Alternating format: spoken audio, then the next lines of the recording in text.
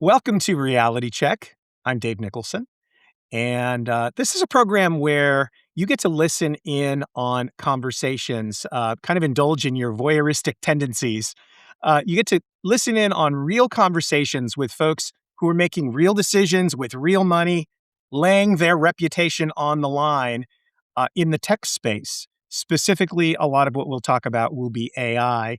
Um, for this episode, I'm really excited to have Jaime Konzelman as a guest. Jaime is, among other things, a multi sport endurance athlete, an author, a public speaker, uh, just an all around great human. But for the purposes of this conversation, we're going to focus in on her role as a business person, specifically being a business person that's at the tip of the spear of revenue generation. So we're talking about chief revenue officer duties and the like. Jaime, welcome to the show. Thank you so much for joining us. Thank you for having me, Dave. That's a great, I think I need to come back to that introduction and really appreciate the kind words. Yeah, no, no, no, not kind enough, not kind enough. You're a multi-talented individual.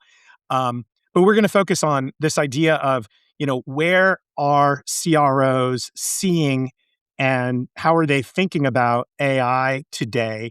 And there are a lot of ways to start out attacking this. But let me ask you straight away, do you feel, do you have senior executives asking you, "Hey, Jaime, what's our AI strategy?" Or, board members asking you, "What is our AI strategy?" Is that something that is on the minds of folks today? Well, absolutely. I think it's the equivalent of like 10 or 15 years ago, you couldn't go 2 steps at a conference or 15 minutes to a meeting without someone saying, "What's the digital transformation story?" Right? Or strategy. And of course, then you click underneath that and say, "Well, how are you defining digital transformation?" Because that phrase means something different to everyone. I think we're in the phase where AI is not just a buzzword, but people are really eager to tap into the benefits that it can bring, but also, right, concerned about security risk and how it can be operationalized in a safe and secure way that companies can lock down information they don't want out there. And so there's a lot of nuanced conversations happening. And I think it depends on who you're talking to, but I think it's pretty prolific in conversations in business today at all levels.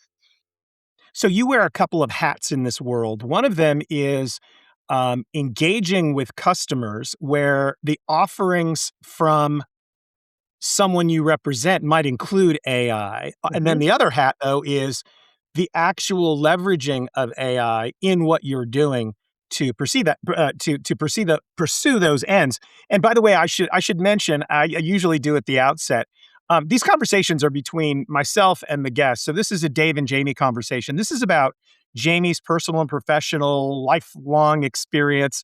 It's not necessarily representing any past, future, or present employer. So let's get that disclaimer out of the way.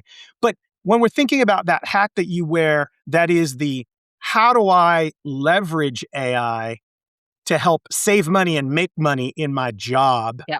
my responsibility for driving revenue. What are you seeing there? Is there anything that you think of as the primary that's BS when Mm. people say that AI is going to fill in the blank? That's not going to work. And then what do you think will work? There's a lot to unpack there. So if we think of I think of AI as an enabler, right? Once upon a time, all the search engines launched and you had more information than you could ever imagine at your fingertips, and people who were able to find the information they need, extract value from it, and then apply it to whatever they were doing were the ones who adapted to new forms of technology and new sources of information the fastest. I think we fast forward to today, and the same premise holds true for an individual with AI. But if you click that up to the organizational level, I'm personally seeing, and our teams are using it in a myriad of ways, and it really just depends on the situation.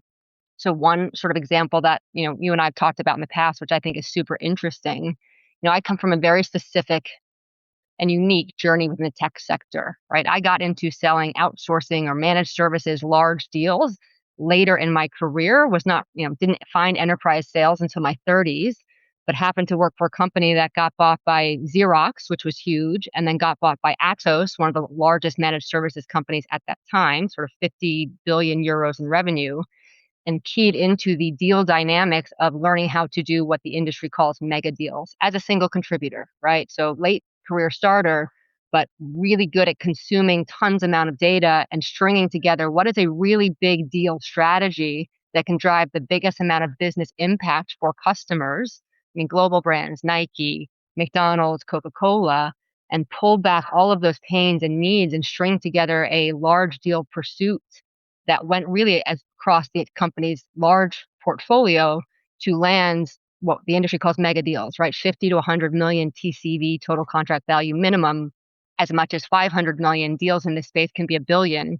And so it was really tip of the spear of this trend of these mega deals coming back in 2017, 18, and have personally captured 5 to 20% of them every year since. And I offer that because it's a very small field of people who do that. And the last, say, 5 to 7 years for me has been, how do I take that unique commercial acumen and help organizations transform their sales force to be able to do larger deals, more complex deals, make that shift from products to solutions to managed services. And that is a really hard journey for organizations to take right now, especially when you think that 20 years ago, if you said how many IT managed services companies that are out there, and you asked a third party sourcing advisor like ISG, they tracked 20, right? The big guys, the IBMs, the Accentures, then you had the birth of the Right. Indian pure plays, and then they would track a couple up and comers. Happened to have the privilege of having dinner with some of the partners when they were here in Las Vegas a few weeks ago. And I asked them, how many firms do you track today in this tech services space? They said over 2,000. Exactly. Right, so there's more competition than ever. There's the changer and buyer sentiment. Everybody wants instant gratification. Many CIOs, if you track the Gartner stats, don't even want engagement with the sales force until they're ready to make the buying decision. All of that compresses what was already a very difficult sales cycle to being shorter than ever. So companies have even less time to differentiate themselves. I'm giving you all this context because I believe the companies that will rise and capture the most market share in this time are the ones that are able to take the tools and the technology as they evolve and turn it into how does that become an internal enabler across the things that any revenue leader has to think about, right? I had the privilege of working for a mentor who's a five-time CRO ex IBM, and she always talks about the placemat. What are the things that have to be in place at the organizational level in order to be the backbone of that type of scale? And it's everything from sales enablement to customer segmentation to employee training to how do you do the incentives? Are they aligned to what you want people to sell, right? If there's 15 areas a CRO focuses on their placemat, I would beg to differ that AI and technology plays a piece in almost every single one of them. And in the same way, CIOs that I have sold to, whether as a deal lead or executive sponsor on a team's deal, the challenge of consuming all of that technology and rationalizing it and saying, where do you place your bets on that board to make investments of technology, understanding it's continuing to change and proliferate? It's not easy, right? I can think of, Yeah, you've yeah. got your CRM and then you've got your tech stack and then you've got your MarTech stack. And how do you put the security around that? More and more, I think CROs are entering the space where they have to not just be technology aware, budget prudent, but almost, have that magic 8 ball that says, okay, if I make the investment with this particular vendor or supplier today, will they add functionality as quickly as I need it? Or some other startup or unicorn going to come hit me up next year and say, hey, we can sell you the same type of data tool or CRM integration for 5 cents on the dollar. And now you're stuck in a 3-year contract. So it's there's a lot of nuance to unpack in this conversation. It's not just what is AI and how do you use it. How Right. do you pull that thread through organizationally, the strategy, the structure, the process, the people, and the tools in a way that you can balance being secure enough, future proofing your business, but also nimble enough to react and change as the market evolves. Yeah, it's interesting because a lot of folks, when they hear revenue generation, they think sales, Hmm. if you dive in. And then they immediately go to the sort of Glengarry, Glen Ross, Right. where are the leads? That's right. I want the good leads. I want the good leads. Um, that sort of top of the funnel generating leads is something that people think of, well, maybe AI Yep. will be able to automate that mundane task. Okay, great. That's fine. Maybe that's valuable. But you immediately jump to the more strategic, the very strategic, um, highly complicated realm of very large enterprise transactions. Yeah. And so you're able to take the people who are good at that already, they're already superheroes, and give them an additional superpower with AI to be even more strategic in a way. It's not just it's not just automating the mundane, but it's actually making everything that you're doing that is strategic even more strategic and even smarter. Is that fair to say? It is, and I would even challenge it the opposite way in the sense that, like, so my journey of being at Atos for 10 years, right? One of the we're at the time one of the world's largest systems integrator outsourcing companies. You have the privilege of operating in a company that is highly sophisticated, highly mature, and has, systems, process, governance, and really that is what made me who I am. You don't go from $1 million quota to a $350 million quota to leading a team that does 4.6 billion in new logo business without an incredible amount of infrastructure that literally shaped the neurological pathways in my brain that took me from a rep to being able to have the lens and speak to a CFO to understand risk and why governance was important, right? And when you take all of that learning and that becomes how you think and who you are, my last three companies since then have been, growth stage companies that are trying to get two, three, 4x revenue that sort of are at that threshold of what helped them become a startup and get to growth stage, sort of that cowboy culture of we just have smart people and we throw bodies at it and we figure it out, suddenly start to fall apart when you're trying to make the trajectory to a billion or multiple billions in revenue. You need that infrastructure internally. But that is a very painful shift from across culture, across talent, across all of these human elements that I think can sort of dictate or your success or failure. But why that's so relative to AI is at the opposite side of the spectrum of the example that you just gave. One of those organizations I made a run at trying to teach the entire North American sales force what is an account plan and why do you need it and how do you go find the data and how do you connect the data points. And that was an extremely painful transformation because you're trying to take somebody who's looked at the world through a product lens. I have a lead and I bring in my sales engineer and we get a quote with a bomb and off we go to the races and we send out an email that might be a screenshot of our quoting tool versus trying to understand how do you do enough research, connect the dots of the business value, go have a strategic conversation that can enable a deal that's 10 or 100x. That's a completely different skill set. It's even a different language. And then if we fast forward to my first role as a CRO at a private equity backed firm, we were small enough and nimble enough that I was able to bring together a core team and said, okay, we want to go on this transformation. I want to learn from the past.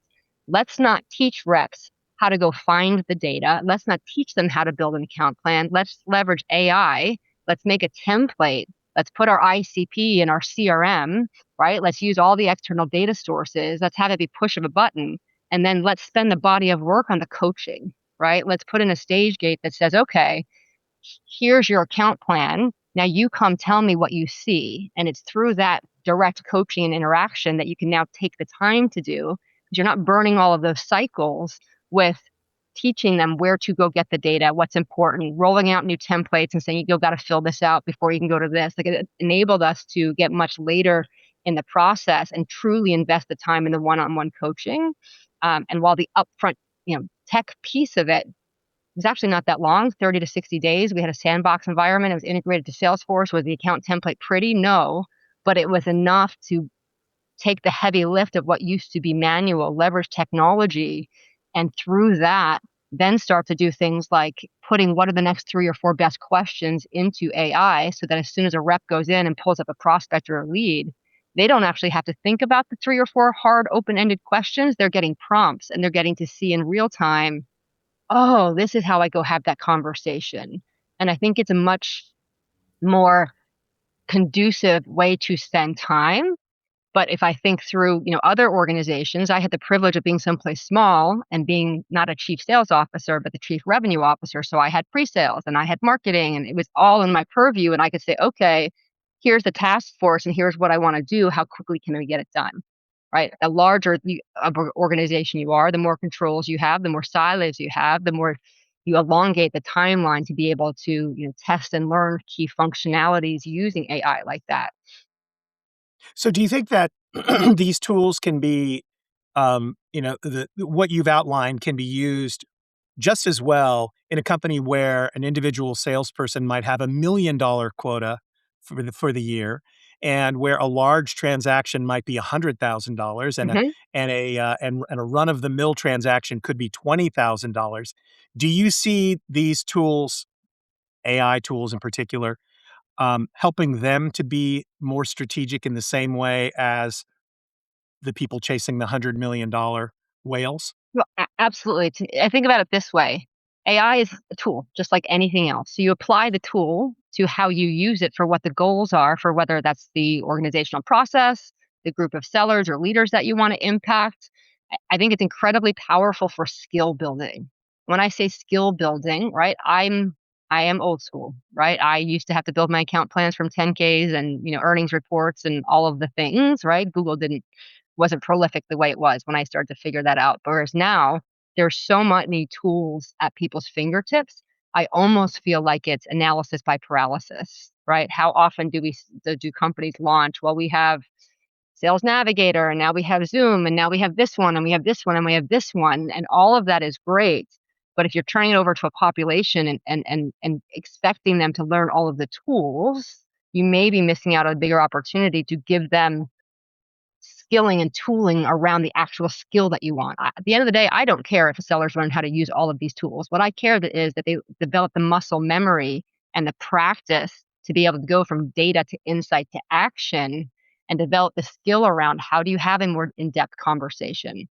How do you learn to challenge the assumptions of an entire team of people when you've got directors, VPs, C-suite people in a room, but you're the technology expert? Like that takes nuance.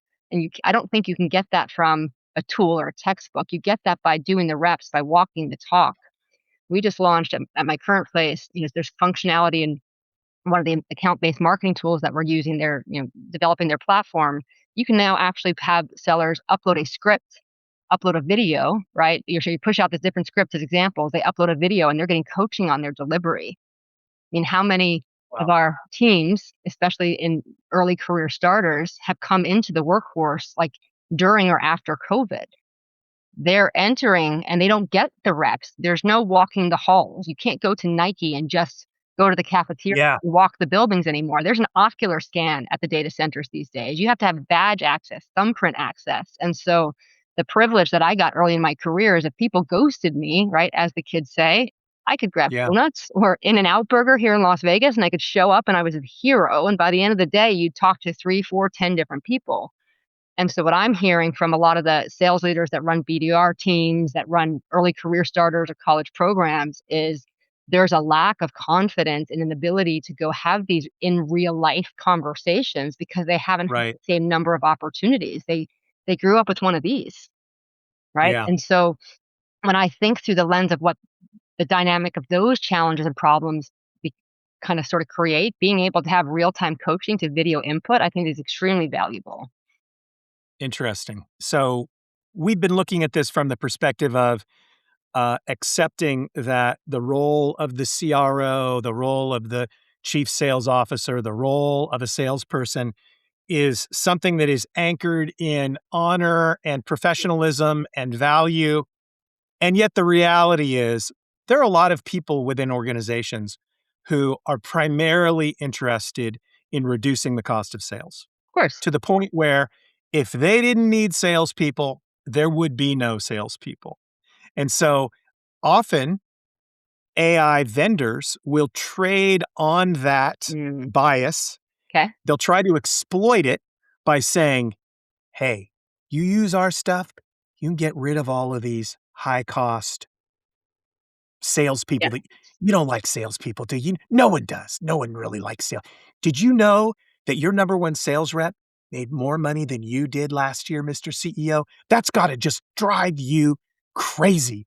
And a good CEO would say, actually, no, that's exactly how we have everything designed here because that makes us all successful. Yeah. Unfortunately, those are often the exception. So I'd like to get your perspective on, would you push back on this idea that AI is going to replace the role of enterprise account manager, salesperson in the future? That's a bit of a softball question to you. I imagine I know what your answer is, but talk about that because it's a very, very real thing. Hmm. This idea that we're going to eliminate cost with AI, and by cost we mean people, Yep. and some people want to go after the salespeople first. Well, 100%. And there's a lot to unpack in what you just said. The core bias that I heard you articulate, which I think is I personally lived through in many different iterations, is this, the salesperson is the typically the only person, at least at an individual contributor level, that's got a number on their head. So it's easiest when you want to look at cost takeout to target the number. Right. I've been at many product organizations where there was this constant pull and push between the product team who were technologists who thought, well, I can sell better than our sales team. So, right, I'm right. And to me, underneath that is this lack of understanding around hard skills and soft skills. You might throw a product person in a meeting in a mid market or an SMB customer, and they might sell something, and that's great. But as you get up the value chain, you mentioned enterprise, to me, there's more of a need for these softer skills that are harder to contextualize, always have been. And I can relate that back to my own career. Every company that I've been to since I made my mark in this industry doing mega deals, pretty much every C suite person and leader said, I've done the biggest deals in this company. Mm, right. And I'm like, Exactly. every They time were I there. joined, right? People loved, oh, you're a deal maker. I've done the biggest deals in this company. I'm like, oh, that's interesting. Tell Right. me about it. Right. And what you find is, and what I find now is I am trying to find more deal makers. I am looking for enterprise folks who have the ability to discern, to hunt, and go land these mega deals. They're unicorns, right? It is a very specific skill set to be able to look at market data, go find one of maybe 20 mega deals a year that are in the market per year, have the vision, land the contacts, the relationships across maybe 20 or 30 people at this enterprise, and then come into your own company, sell that vision, assemble a team that is as equal or greater number of people, and then work feverishly to get the data that you need to solution it across all of those different stakeholders. That often takes at least 6 to 18 months. And that is the skill of a very mature seller that has business acumen, commercial acumen, finance acumen, people skills, and an incredible backbone of leadership ability, right? But Jamie, Go ahead. I will sell you a robot Yeah. with no, and then I will license you 9 agents. Yeah. And if you need more, I'll license you more agents, and you can fire all of your salespeople. I love it. And that may work in a small value product sale, but the higher the value, the more complex it is, the more the human element cannot be replaced. And I think we see it not just in deals in sales. Like, you can tell in 2 seconds when somebody's sending you an email or meeting notes that's AI driven. And so now Right. we have to learn to challenge people even more, I think, because just because the work product looks good on paper or email doesn't mean the person who has that has even contextualized the conversation enough to actually the next step. I'll give you a real life example. I've had the privilege of working on some very large deals over the last year, very large deal team, new muscle for doing something that's 100x bigger than this team has ever done. And there was an overall consensus that nobody should take notes, that you should just record everything and throw it through AI transcripts. And on a sales cycle, that's, minimum 6 to 9 months, more like 12 to 18, and 40 stakeholders at the prospect, at least 30 inside. You can imagine how many recordings that you got, right? And so I would have to constantly challenge people, and I'd say, okay, in this workshop that was 8 hours, you now have a recording that has been transcribed that is 240 pages. Help me understand the 3 things that are most important. Like, well, it's in the transcript, right? And you're like, but here's the thing: you are a senior solution director, you're a top engineer. It's not about the what AI gets from it. I need your brain because you've been in this business for 15 or 20 years. So if you can't be present enough to take notes, right, and share that with the group and guide it, you're actually not doing your job.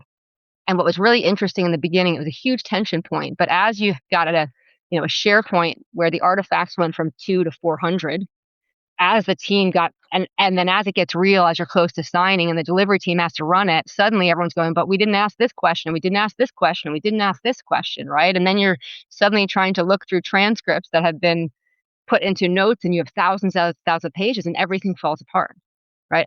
I understand we all have different learning styles. Some people are visual, Some people are auditory. Some people are kinesthetic through movement. I happen to be a mix of all of them. But I think when we over rely on an index on the technology without the human element of, do I understand? What do I think? We create more disconnects and more disruption than we ever have any idea. And companies that over index on the AI and the technology and miss the human elements, they might save money in that quarter, right? They'll cut the headcount, right? They'll pay a little bit of severance, but over time they will erode the health of their business because at the end of the day, people buy from people. Yeah, it is interesting because as models are progressing and getting smarter and smarter and smarter, um, y you can record, and create transcripts and ask for insights, and it might be able to go in and summarize things in a generic way, but we're nowhere near the point where these models have the domain expertise to That's right. really to truly understand the context, even from the text, let alone the body language, even if it's on Zoom, That's right. and the relative importance of something that was said in the conversation. And, we've been through this before. I remember taking classes in college where it was like, "Oh, and all you have to do is go to the bookstore and get the printed up here it is, That's all of the right. notes from the class. You don't have to take notes." That's right. Okay, well, then what I'll do is I'll take a highlighter pen and I'll highlight things in the notes. It's not the same. That's right. You're not engaging all of your muscles, mental and everything else in the process of engaging with the person. So I understand what you're saying. There are people who would push back on that, Jamie, and say, "Well, whoa, whoa, whoa, recording these notes and having the transcript, it's amazing." Yes, but most people are measuring that, they're not measuring that up against the standard that you're measuring it up That's right. against. That's Because right. the standard that you and I are talking about is something where, no, you really have to be able to understand the nuance there. And personally being a veteran of, the proverbial but literally tens of thousands of these kinds of interactions, it's amazing how people in that room will miss what happened, even though they were there. That's right. And back to your comment about, the hypothetical CEO that says, "I did the biggest deals." I'd love to talk about this idea that, we've all been to movies. Hmm. We've all seen a movie before. Some people have actually been on a movie set Yeah. before. Um, Not very many people have actually made That's movies. right. And so Great the analogy. people that I see at the tip of the revenue generating spear, they've made movies. Yeah. Some people in the C-suite have seen a lot of movies and maybe they've visited a movie set and they kind of fancy themselves salespeople as they fly in, they shake hands, That's right. but they never deal with the brutal objection from the technical person at the back of the room, you know, Oh yeah. th All they walk in with an inherent amount of front-loaded either trust or respect or, "Hey, I don't wanna call your baby ugly. I don't want to insult you in your own living room." So it's a very, very different thing. So I hear what you're saying on the tools and notes side of things. What about do you uh, if someone said to you, well, if I asked you how much can you increase the productivity of enterprise, this is a very general question, yeah. of enterprise salespeople with these sorts of tools? Can you imagine a scenario where 5 years from now, everyone's quota is going to be doubled, or there will be half as many people managing twice as many accounts? It What does that could look be. like? It and I'll come back to the account planning example. I think it's perfect. When I was coming up and learning how to build an account plan and do all the homework and research, sometimes I'd go deep, right? I'd spend 4 hours, 8 hours, 10 hours consuming as much as I can until it would click for me. Okay, this is what's important to them. These are their pains, and this is what I want to go talk to them about. You can now put that prompt in AI, and if they're a public company, get that research back in seconds. Yeah. So I think there's a productivity amplifier, but I also think we are creating widening the skill gap, right? And I think of it this way: most adults on the planet know the basics about health and nutrition and fitness. Eat 3 meals a day plus snacks. Get some water. As consume less calories than you burn. Get exercise. Move your body. But if knowing were the same as doing, we wouldn't have an obesity problem in the United States. right? Flat out. Very, very different. The same premise holds true, I think, to the increase in productivity with these tools. Are you using those tools to strengthen your own skill, to elevate your own ability to actually do the thing? Or are you doing it to sort of be productive, but you're over indexing on the use of it and you're not actually advancing yourself, right? If you put together 5 account plans in 20 minutes because you put it in AI, but now I said, let's role play and I'm the CIO, what's the conversation? You have 30 seconds. And then you look at your phone because you have to read something. You will not be successful in that CIO meeting. You actually have to take the information in the account plan, interpret it, do a little bit of research, maybe pressure test that point of view with other people, and actually practice having that conversation. It's not just about the data and the words, it's about delivery, intonation. The Yeah, question that you ask when you see their skin prickle and the fear come because they're uncomfortable. And you only right. learn to adapt on the fly through intuition and practice. And no amount of AI and no amount of tool, I think, can teach that. That's body language, that's energy, right? And we're dealing with a time when there is more complexity in IT buying than ever before. Can you imagine having been a CIO or chief digital officer just a few years ago and going to your board and say, here's the deal. I'm going to save 20 to 30% of our IT budget annually guaranteed. I'm going to fire all the SIs that do the work. We're going to close down our data center. We are going to modernize our applications. We'll have all the tier one apps in public cloud. It'll be better, faster, cheaper. It's consumption based. And in order to do that, I need a budget of X. Now it's 5 years later and your operating costs are through the roof. You still have half of your data center. Some of the applications are still living on a mainframe. You're getting Right. bills from, all the hyperscalers, 2, 3, 5x what they promised. And then, ServiceNow is trying to sell you some lifecycle management dashboards to make it all easier, but you just, you're still depreciating BMC Remedy and other things that you had from 15 years ago. Like, it's hard.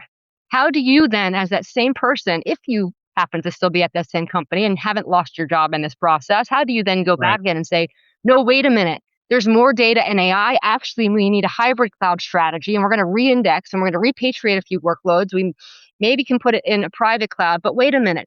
Broadcom bought VMware and we're getting a 600% increase. So maybe we want to go to OpenShift or OpenStack or open source. And then you go, but wait a minute, we don't have those skills inside. And you've got every vendor on the planet coming in at telling you that they have the solution. That's hard. That's not Yeah. just tech. That's not just Now the speed of business. there's a There's a human element. there's a sadistic streak among CIOs, I've come to the conclusion. 'Cause there's all the there are other ways to make a living besides having to deal with the crazy ball of yarn and gum and hair and paper clips that they have to deal with every day. It's interesting because you talked about one of the use cases for AI being, frankly, helping to make up and coming salespeople Mhm. more human Yeah. in a way. And I want to seize upon that because it's interesting as long as buyers are still human, because I think that's something that has to be stipulated that, okay, well, we're assuming people are making decisions. Even though they're getting all sorts of automated input, a person is going to make that decision. And largely those decisions are being made by people based on trust, and Right. people place trust in other people. Okay. So we all have our own backgrounds Mhm. that we draw upon.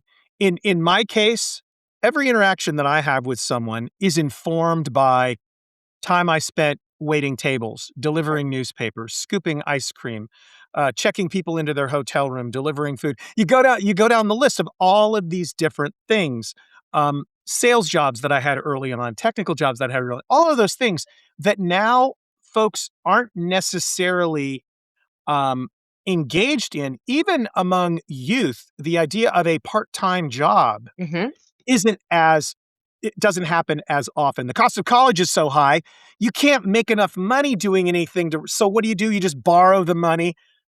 There's a there's a double whammy there. Yeah. First, the debt. Second, you're not getting the experience of those sorts of interactions that on the surface have nothing to do with the world that you and I operate in today, but in fact are actually directly related and make you really, really powerful. You wrote a book Mhm. about your journey. And remind us the title of the book because we're going to put it in the link, but remind us the title of the book. Sure. The title's called Deal Maker, and then the tagline is Finding Myself Behind the Great Doors of America's Greatest Strip Clubs. So I mean, you had I was going to say an unconventional path, but I don't think, I think it's just maybe something that just doesn't get talked about a lot. Mhm. Essentially, you started out in an industry and learned a lot of things, and I can't recommend your book Thank you. highly enough.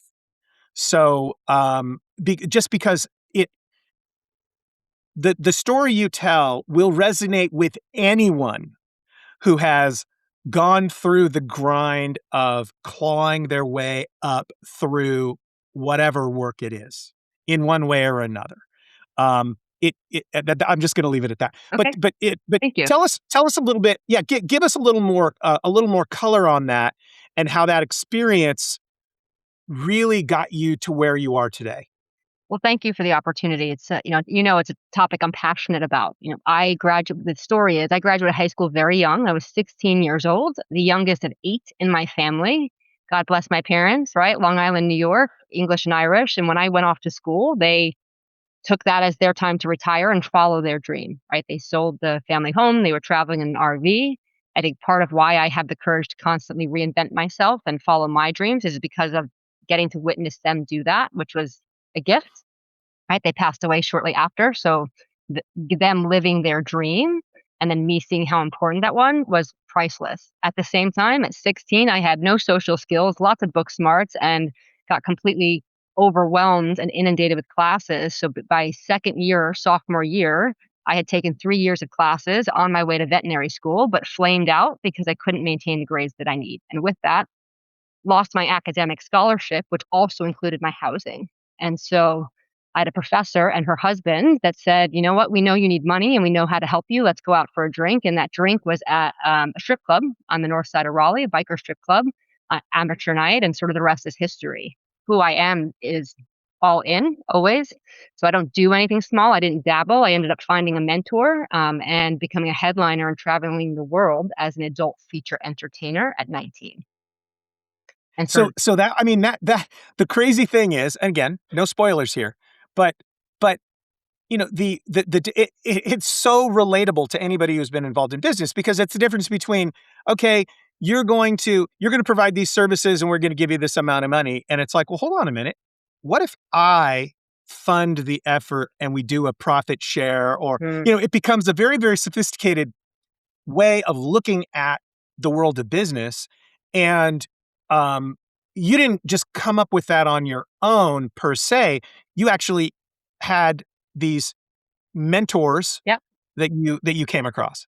Yeah, so I was really lucky, right? Somebody told me that Melissa Wolf, who was North America's most published centerfold at the time, had the reputation for, mentoring up and coming stars, if you will. And so her experience of the industry kept me safe, and my creative brain just got to be this team to figure out how we could make as much money as we could, as fast as we could, right? Everything from having a fan club and selling merchandise to, getting an agent and winning pageants. It was sort of this petri dish for creativity, for learning customer experience and packaging. And for me, the deeper truth underneath that was there were some basic communication and interpersonal skills that had escaped me in my childhood that I got to cultivate night after night, speaking to very powerful businessmen, right? Men and women. You've got to be pretty well off in life to go spend 20, 5, 10, 15 grand at a strip club simply for company. And to be on the receiving side of that helped me not just develop those interpersonal skills for myself, but connect with people on a deeply human level that I really believe has become the foundation for my success in sales, my success as a leader.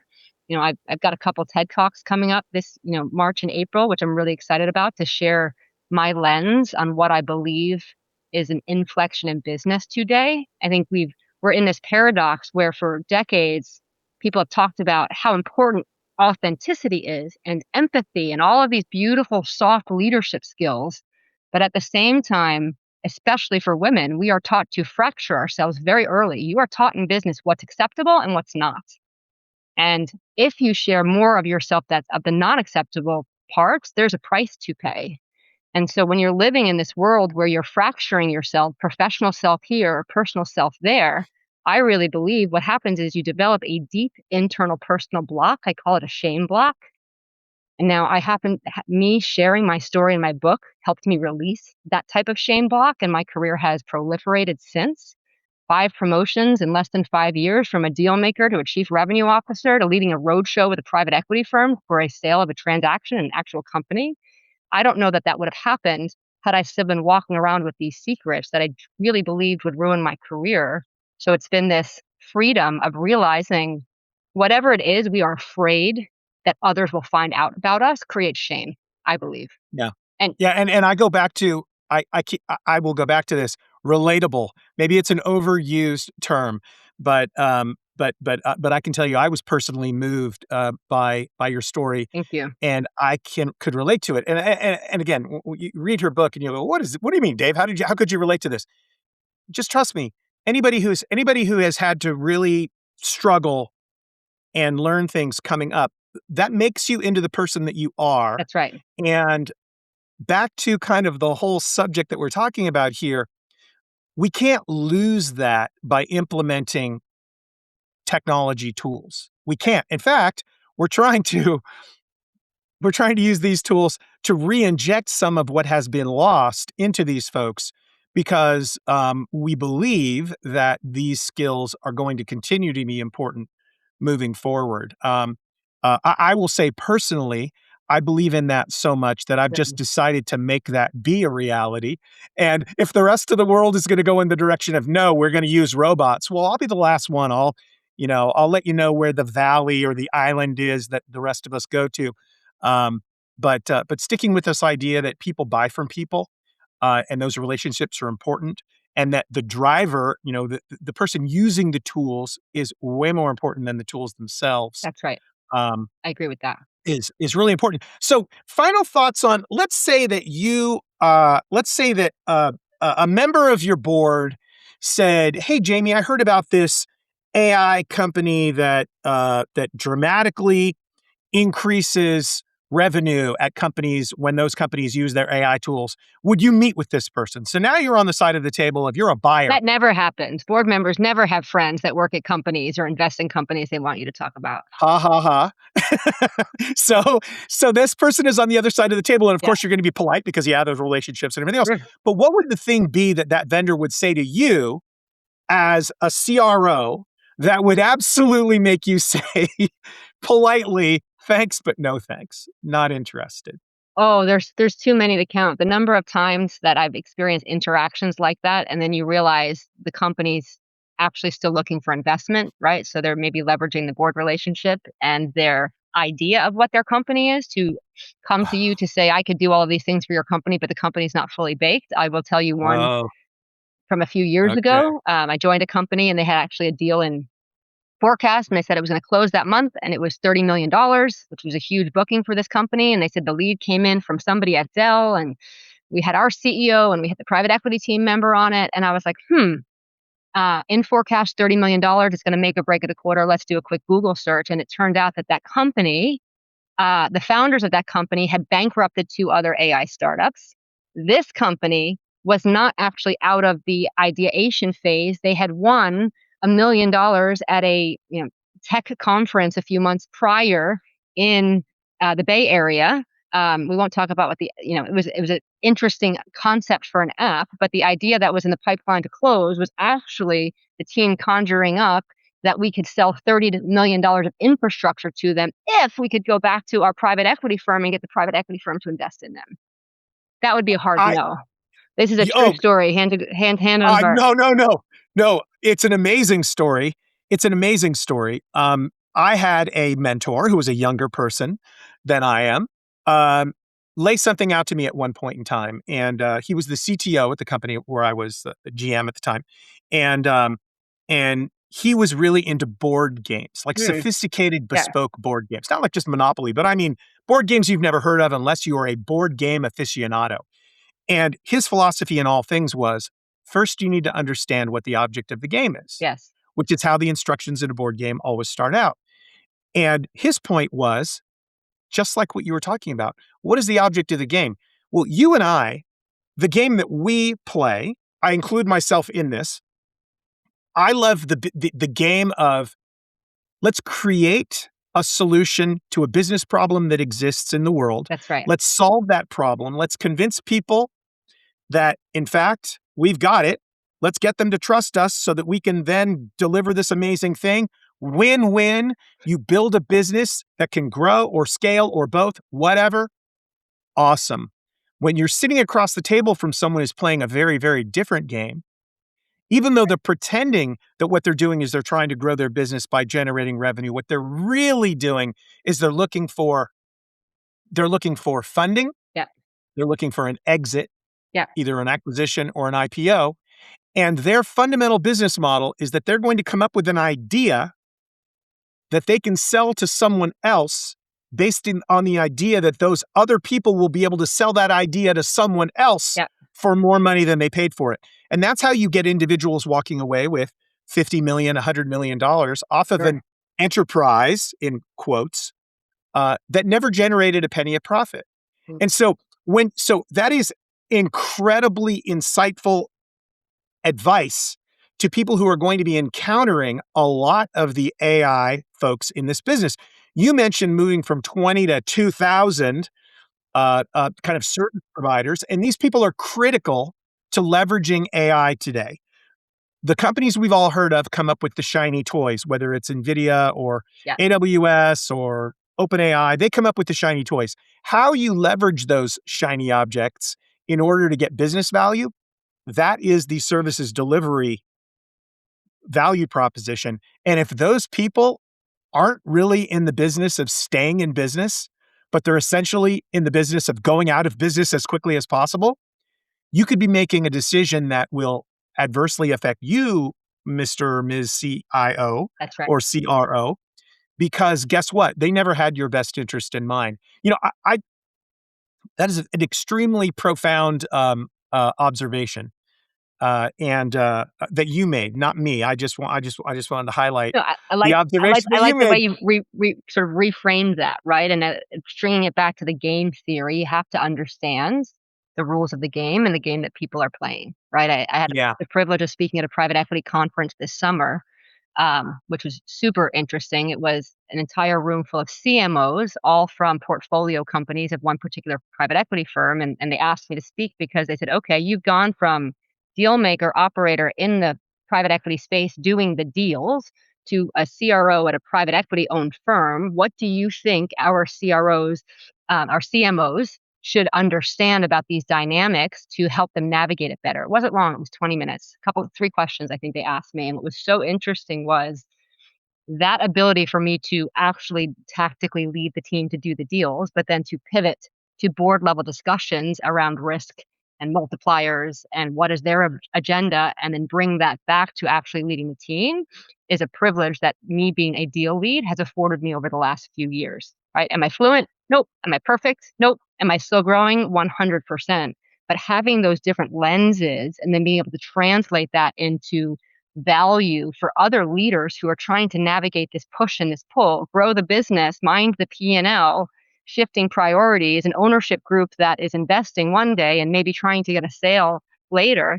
I mean, that's whiplash for anybody, let alone somebody with responsibility for humans and jobs that are underneath that. And so I just think it's really interesting time, and it's a challenging time for leaders to try to navigate. And you know me, that's part of my purpose. Anytime I can take something that's hard for me and learn and grow through it and then share those learnings with others, so hopefully that eases the pain or increases value for others, well, then that's what it's all about. Well, we're going to look out for those TED Talks, Jamie. Thank you. And thanks so much for spending time with me today. I really appreciate it. Fascinating reality check for all of us in this space. For Reality Check, I'm Dave Nicholson. Thanks again, Jamie. Thanks, Dave. And Appreciate it. we'll be back soon. Bye.